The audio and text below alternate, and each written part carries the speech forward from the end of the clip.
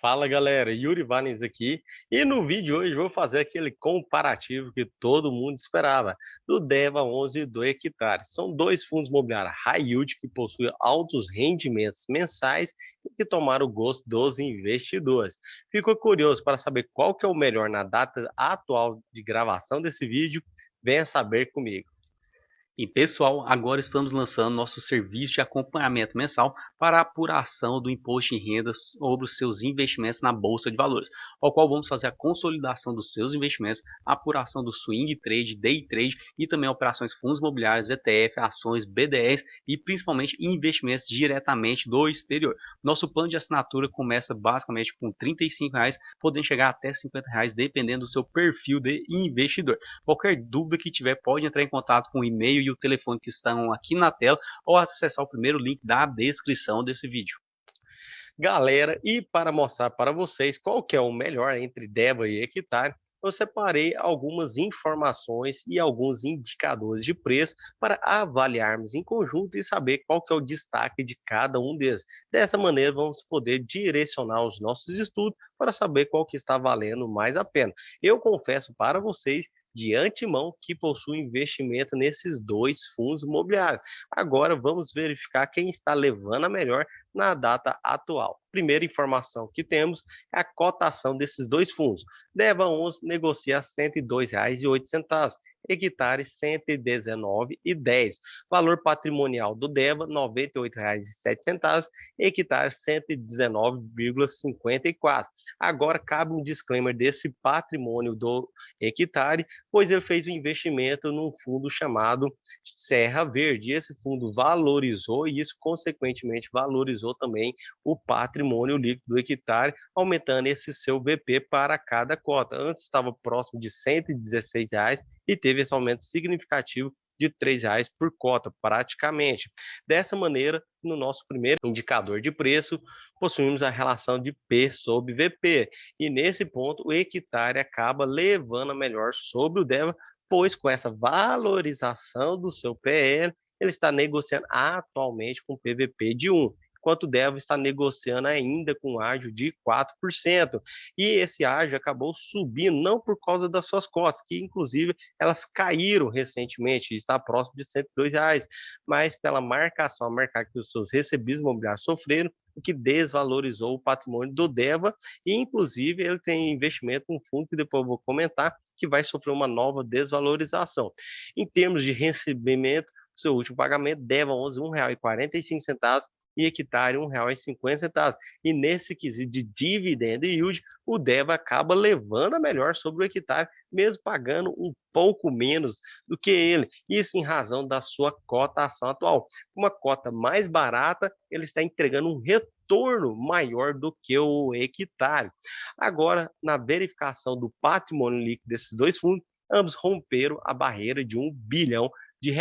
O Equitar fez uma emissão recente que já converteram os recibos em cotas e isso elevou seu patrimônio para R$ 1,7 bilhão, e o DEVA anunciou uma emissão recentemente para tentar crescer esse patrimônio mais. Só que nesse ponto o Equitar acaba levando a maior, que possui um patrimônio líquido superior ao do DEVA 11. Em termos de liquidez também, que é um outro indicador que possuímos, ele está levando a melhor mais ainda sobre o DEVA. Sua liquidez quase que o dobro do DEVA 11, algo próximo de 11,4 milhões de reais negociados diariamente, quando o DEVA, que ainda possui uma excelente negociação também, está em 5,4 milhões de reais todos os dias. Então, esses dois fundos imobiliários, esses são bons porque eles possuem liquidez no mercado secundário, que acaba ajudando você a desfazer e montar operações sem impactar tanto a cotação no mercado secundário.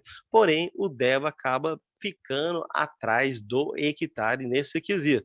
Taxa de administração barra gestora ficou em 1,2% para ambos os fundos. Agora, o que acaba fazendo um leve destaque é que o hectare, a taxa da administradora ficou em 0,21, enquanto a gestora ficou 0,99, compondo esse valor total de 1,20% ao ano. E do DEVA 11, 0,20 para o administrador e 1% para a gestora, que compõe também esse mesmo custo anual. Então, nesse quesito, eles empataram. E empataram também no quesito da taxa de performance. Ambos estão cobrando 10% do que exceder 100% da CDI. 100% da CDI é um pouco ruim, com esse cenário de Selic baixa, apesar que ela veio aumentando paulatinamente, é fácil esses fundos de high yield superarem essa barreira aqui do benchmark. Porém, para amenizar isso, esses dois fundos foram censados, eles cobram somente 10% do que exceder esse benchmark, enquanto vários outros fundos verificando que eles estão cobrando 20%. Agora, nesse quesito, eles também acabam ficando empatados.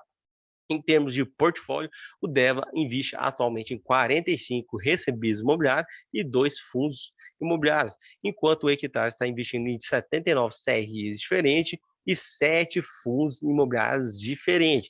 Aqui cabe aquela consideração que eu venho fazendo para vocês ao longo do mês, que os fundos que o Equitar possui em seu portfólio correspondem a quase 25% do seu PL total.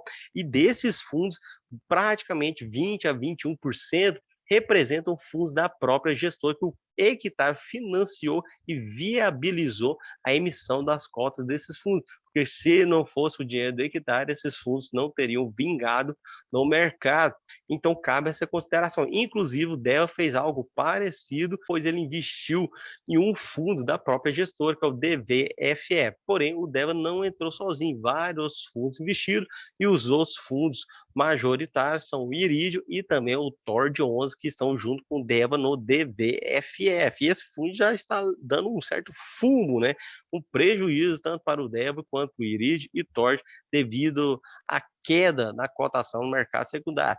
Mas enfim, analisando o portfólio, eu prefiro o do DEVA porque ele é um fundo de recebível, então eu prefiro esses fundos que mexem com aquela estratégia original do fundo de mexer só com operações de recebíveis e não querer partir para outra modalidade de investimento, mas o Equitar possui um PL maior e nitidamente está muito mais diversificado. Em termos de recebíveis imobiliários, acaba que o peso de participação deles fica parecido. O DEVA, que possui maior participação, se formos olhar o grupo como um todo, está próximo de 8%, que é inclusive a mesma exposição do Equitar, que está em 8% também, se for olhar um grupo lá de recebíveis imobiliários que possuem a sua carteira. Nenhum dos fundos possui uma exposição superior a isso, a 10%, que é um bom sinal para eles, que mostra que eles estão diversificados.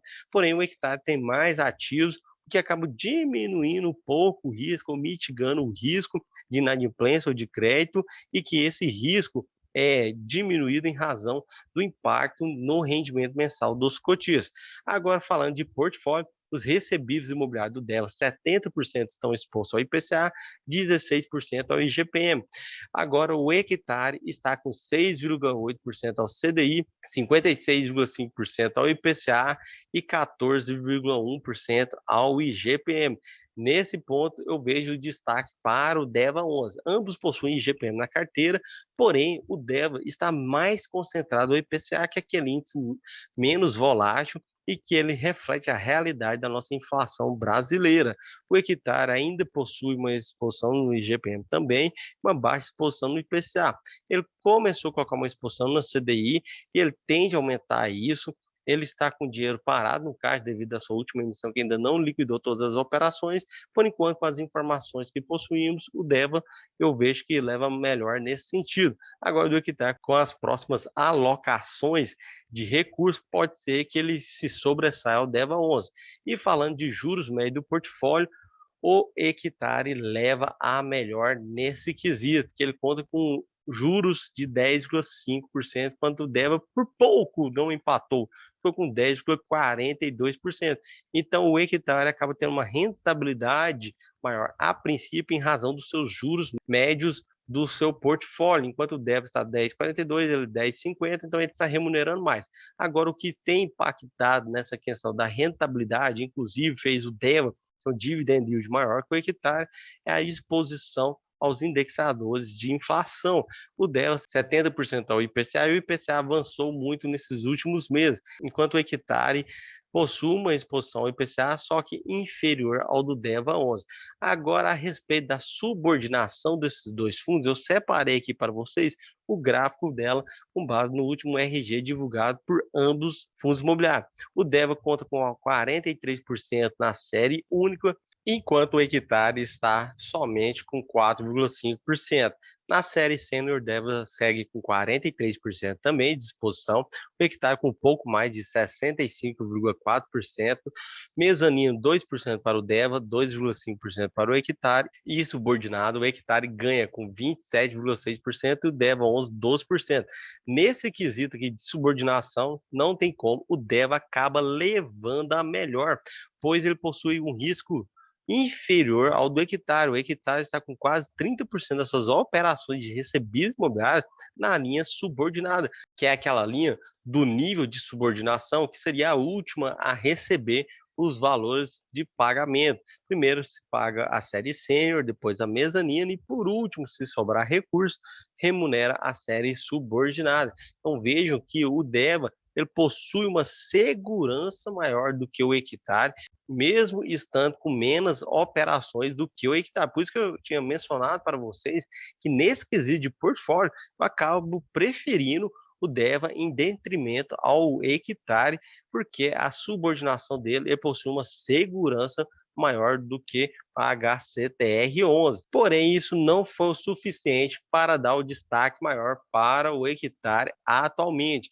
Ele é um fundo que está com algumas características e indicadores melhores do que o DEVA, seja em razão da sua liquidez, que é excelente, seja em razão do seu PVP, que está mais barato do que o DEVA, também devido à sua diversificação de carteira, apesar que eu não gosto dessas operações de fundo imobiliário do Hectare, isso está me incomodando, mesmo sendo fundos da própria gestora, mesmo não sendo fundos da gestora, isso está me incomodando, e também, principalmente, em razão da sua taxa média de juros, que está superior ao do DEVA 11, e que isso tende a entregar uma rentabilidade melhor para o Hectare. Se não fosse essa participação dos fundos imobiliários, com certeza ele estaria entregando um dividend yield superior ao do DEVA 11. Agora, comentem para mim quais desses fundos vocês preferem.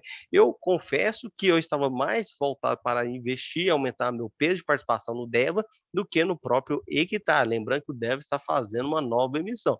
Porém, vendo esse vídeo, agora eu vou diversificar e dividir essa estratégia para continuar aportando esses dois fundos que eu gosto deles. Se vocês gostarem desse vídeo, deixe seu like, se inscreva no canal e nos vemos no próximo vídeo.